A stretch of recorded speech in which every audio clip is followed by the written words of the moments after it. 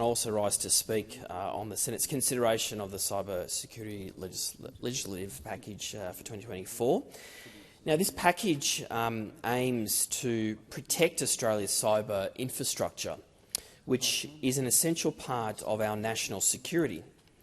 Our critical infrastructure underpins our country's ability to deliver essential goods and services to all Australians as our reliance on the digital economy continues to develop and grow.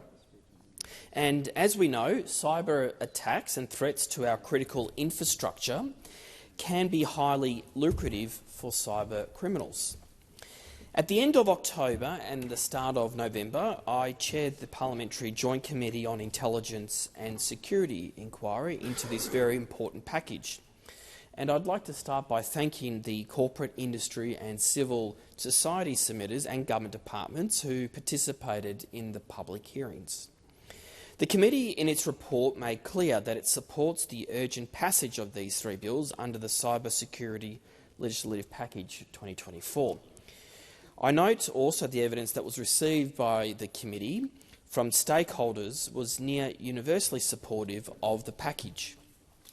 I am pleased to see the government's acceptance of the recommendations listed in the report, as illustrated by the amendments that have been brought forward before the chamber to the bill.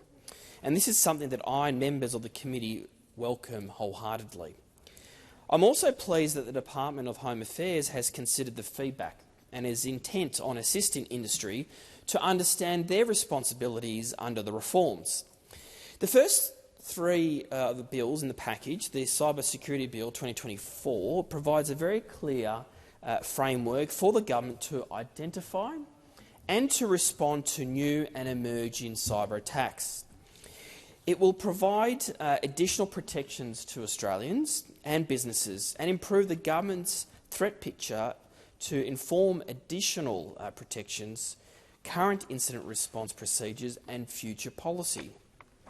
The bill will also address existing legislative deficiencies that the government outlined throughout the development of the 2023-2030 Australian Cyber Security Strategy. Now, let's take ransomware for instance. The sophistication of ransomware is unprecedented and causes serious problems for businesses right across Australia. It's one of the most pervasive forms of cybercrime. In response to this growing threat, the government's Cyber Security Bill will create mandatory ransomware payment reporting requirements for businesses who are affected by a cyber incident and make ransomware payment. Mandatory reporting of ransomware payments will apply to businesses in Australia that meet an annual turnover threshold. They'll be required to report a ransomware payment to the Department of Home Affairs or the Australian Signals Directorate within 72 hours of making the payment or becoming aware of the payment. The simple fact is the current voluntary reporting scheme is underutilised, limiting the government's understanding of the ransomware threat landscape. It will also allow the government to understand the sheer scope of ransomware has on the Australian economy and protect Australian businesses to recover as quickly as possible. The reporting obligations aren't about calling out businesses and hurting their reputation. Instead, they'll enable us to determine the threat level and assist Australia's domestic law enforcement to disrupt cybercrime activities both locally and abroad. Businesses will be protected from regulators and law enforcement, and the department has emphasised the importance of an education-first approach, not an enforcement-led approach to assist businesses. Ransomware alone costs the Australian economy up to an estimated $3 billion in damages each year. The bill will also mandate security standards for smart devices that are either internet or network connected. These devices include smart TVs, smartwatches, home assistants, baby monitors, home routers, and even consumer energy resources such as rooftop solar systems. Smart devices have become part of our daily lives, and many of us simply can't live without them. Unfortunately, however, many of these devices have poor security features that expose Australians to cyber threats, compromising users' cyber security, privacy and online safety. These connectable products will have to meet certain standards, bringing them into line with European standards, for example. Under this measure, smart devices in Australia will have a basic level of cyber security. The Australian Cyber Security Centre advises that by securing smart devices, consumers' information will be protected and reducing the risk of being targeted by cyber criminals.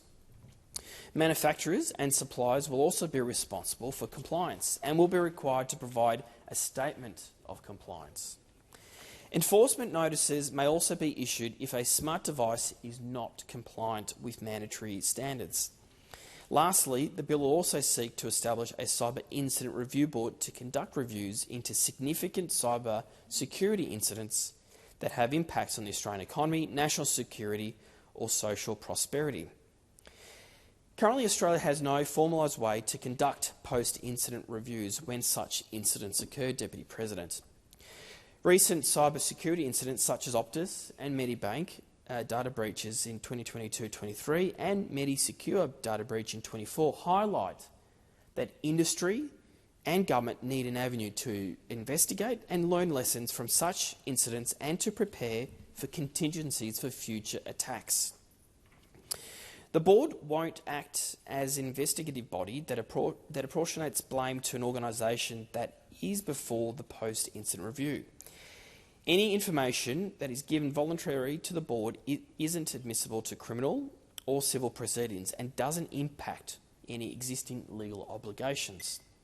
Instead, the board will enable our country to learn from cybersecurity incidents to weigh up vulnerabilities that led to the attack, effectiveness of the government and industry response to the incident. The formation of the board will align Australia with other jurisdictions around the world, including the United States of America, which created its own Cyber Safety Review Board in 2022. Meanwhile, the Security of Critical Infrastructure and Other Legislation Amendment, Enhanced Response and Prevention Bill of 2024, amends the Security of Critical Infrastructure Act 2018. These reforms aim to improve the security and the resilience of critical infrastructure by assisting the government and the industry's ability to help prevent, manage and to respond to future significant incidents impacting critical infrastructure through the Act. Now, our country is facing increased geopolitical and cyber threats, putting our critical infrastructure at heightened risk. Critical infrastructure provides essential services that we rely on every single day, and it's important that we do make these reforms and pass these reforms as quickly as possible. It is also worth noting, however, that data is not the only target of threat actors. Critical infrastructure organisations are also targets, as they provide essential services to support Australian life and businesses, including our electricity, water, health, transport, logistics and telecommunication networks. Finally, the Intelligence Services and Other Legislation Amendment Cyber Security Bill 2024 amends the Intelligence Services Act of 2001 to legislate a limited use obligation for the Australian Signals Directorate. Limited use is designed to encourage industry to share cyber security incident information with ASD, thereby bolstering ASD's ability to perform its cyber security functions. The provision will work hand in glove with the compulsory reporting obligations to help us understand the scope of the threats. Just last week, ASD's annual cyber threat report for 23-24 highlighted our rapidly evolving cyber threat landscape, with over 87,000 reports of cybercrime received over the financial year, an average of a report every 6 minutes. The report also showed that the average cost of cybercrime for small businesses rose by 8% from last year to $49,600 per report, and 17% for individuals to $30,700 per report. I know we're going to hear a lot about these bills before us, and it sounds like we'll probably end up in committee stage as well.